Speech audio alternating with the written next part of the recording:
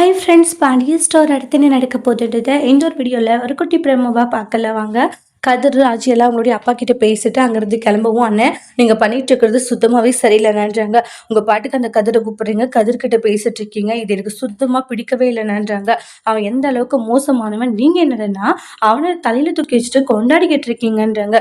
நம்ம பொண்ணை இழுத்துட்டு ஓடினவன் அவன்றாங்க. டேய் சக்திவேலு, போத நிப்பாட்றியா? கதிர் ரொம்ப நல்ல பையன், நீ சும்மா தேவையில்லாமல் அனாவசியமாக அவன் மேலே பழிகளை சுமத்திட்டு இருக்கான்றாங்க. அவன் உனக்கு என்ன பண்ணான் சொல்லி எப்போ பார்த்தாலும் அவனை ஏதாச்சும் ஒன்று சொல்லிக்கிட்டு தான் இருக்கான்றாங்க. அவனை பார்த்தா உனக்கு அப்படி என்னடான்றாங்க. அண்ணே, நீங்க ரொம்பவே மாறிட்டீங்க, நான் சொல்றேன், நீங்க ரொம்ப மாறிட்டீங்க.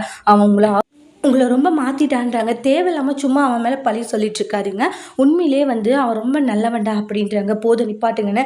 ஏதோ ஒன்று உங்களுக்குள்ள மறைமுகமாக ஓடிக்கிட்டு இருக்கு, அது என்னன்றது கூடி சீக்கிரத்தில் நான் கண்டுபிடிக்கிறேன்ன்றாங்க. கண்டுபிடிச்சிட்டு அதுக்கப்புறம் என்ன ஏதுன்றதை நான் இது பண்ணிக்கிறேன்றாங்க. சும்மா தேவையில்லாமல் பண்ணிட்டு இருக்காதுடா அப்படின்ட்டு முத்துவேல் பாட்டுக்கு போயிடுவாங்க.